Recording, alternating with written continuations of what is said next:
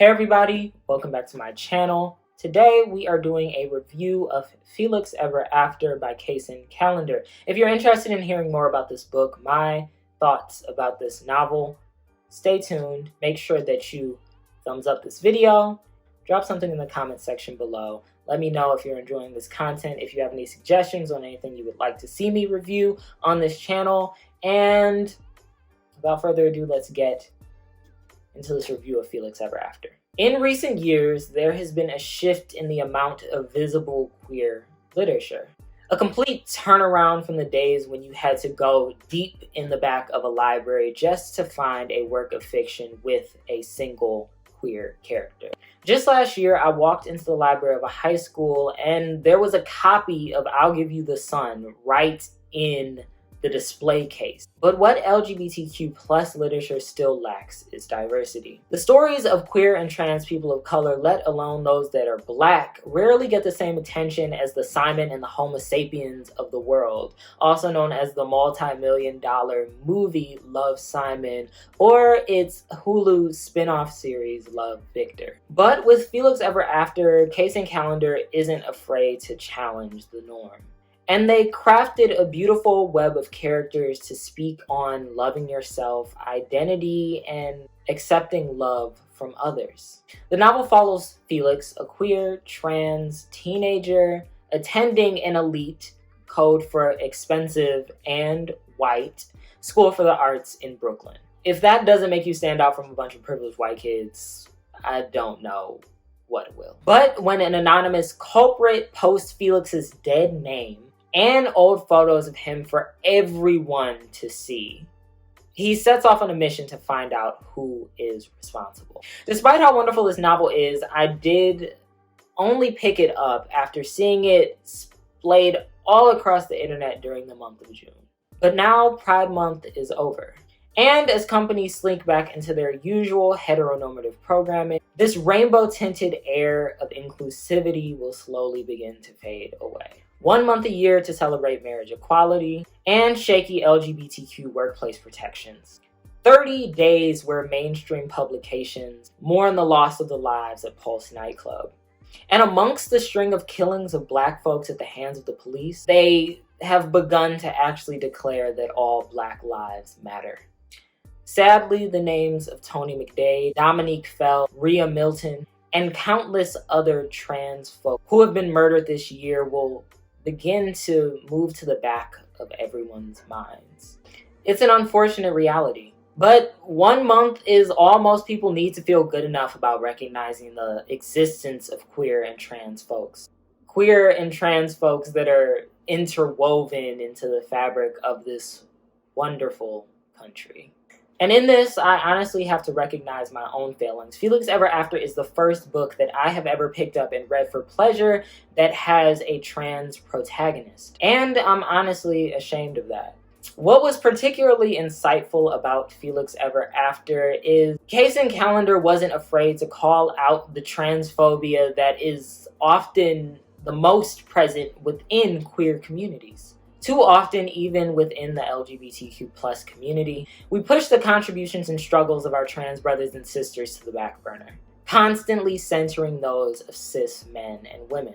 Even during a time where cis queer folks are beginning to move up the ladder of Hollywood, a post-Moonlight America, there is still an acceptable distance that you can have outside of heteronormativity. Oftentimes recognizing that as cis queer folks, we have privilege, it's a very uncomfortable experience. But in a world that loves to quote Octavia St. Laurent, I want to be somebody. A world that stands for Laverne Cox and cries watching Candy on Pose. Black trans women suffer attacks from all sides. And we must hold ourselves accountable for the part that we play. We must fight for trans folks, correct those that misgender them, read trans authors, and declare that trans lives do matter through more than words, but through actions. But now that I've said all that, let's actually get into the good and the bad of Felix Ever After. There wasn't a ton of bad. I honestly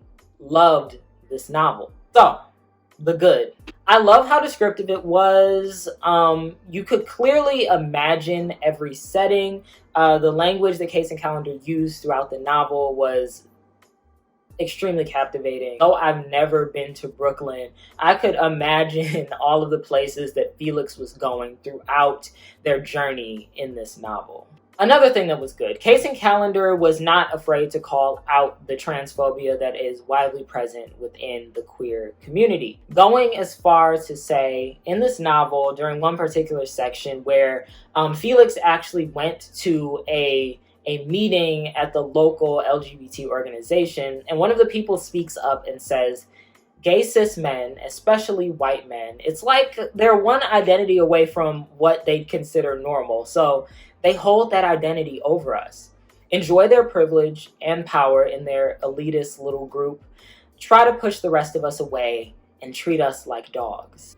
Another good part about this is Felix is a dynamic character, ever growing, and also forever making mistakes. But Felix does seem to learn by the end of this novel. What is good, what is bad, who really cares and loves him. Another part that I really enjoyed was Felix's relationship with his father was complex. We aren't immediately hit with that very annoying thing where like everybody in the book has like a super accepting parent, and when they come out, they're just accepted with open arms, and their parents immediately use the correct pronouns and address their partners in the right way, and, you know, invite them over for dinner, and then they just like have like this like super like easygoing conversation about sex and all this stuff. You know, it's just not realistic. I enjoyed watching Felix's relationship with his father grow across the novel. His father does struggle with using the correct pronouns, using Felix's name.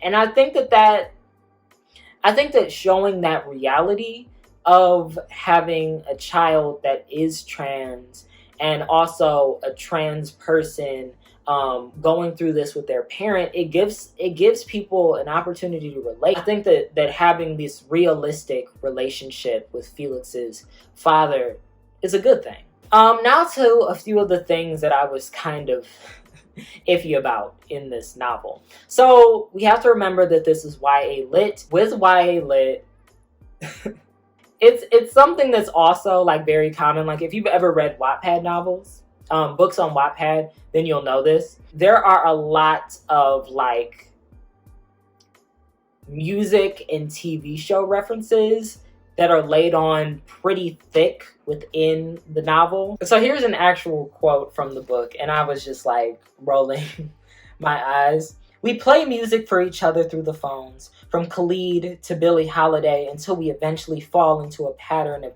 sugar roast like instrumentals. There's a song that Declan tells me played in that Amy Adams Alien movie that has me burying my face into my pillow so he won't hear me cry. Because there's something about that song, the highs and lows and depth, and hearing Declan's voice asking me if this isn't one of the most beautiful songs I've ever heard, that makes me too fucking emotional. Another thing that I was kind of iffy about was also falling in love with your bully. I honestly, there's something that I hate so much about, and maybe it's just because I feel like this may have happened to me in high school, but actually falling in love with your bully, it's not healthy, and I don't know, it's just, there was just so much that happened in this book that just revolved around Felix's relationship with Declan that I was just like, really, Felix? And when I was sitting there on my couch reading it, I wanted to scream every time Felix felt like he was growing like closer and closer in this relationship with Declan. But I don't want to give too many spoilers, so I'm going to keep it at that.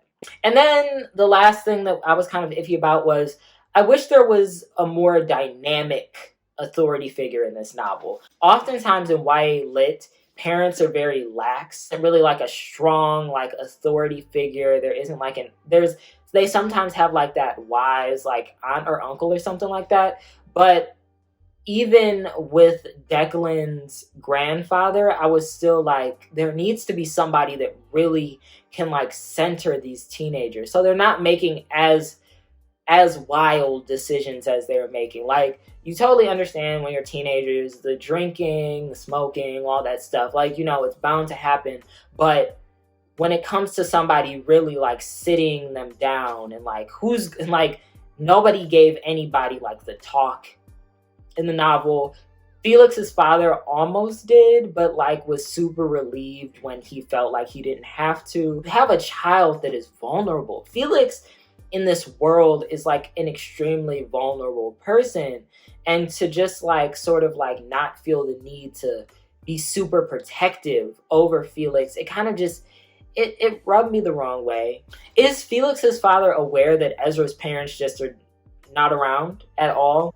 I just wish there was a more dynamic authority figure in this novel. But overall, I would totally recommend that everybody read this beautifully written novel. Now, despite like some of these small issues that I had with it, I honestly couldn't put it down at all. And I have to always remember that this is YA lit and the audience that this is meant for. And I honestly think that all teenagers should read this book. I think that adults should read this book because it's very important that we read stories that have characters that aren't necessarily like us. And so I really appreciate what Kacen Callender did with Felix Ever After. So, have you read this novel? Let me know what you think. I would have to give Felix Ever After a solid 4 out of 5 stars. How would you rate this novel? Let me know in the comments below. Let me know your thoughts. Let me know if you're thinking about picking up this book. What other books do you plan on picking up for the rest of this month? I really appreciate you tuning into this video and staying as long as you have. Make sure you like, comment, and subscribe. And I will see you in the next review. And remember, you are loved.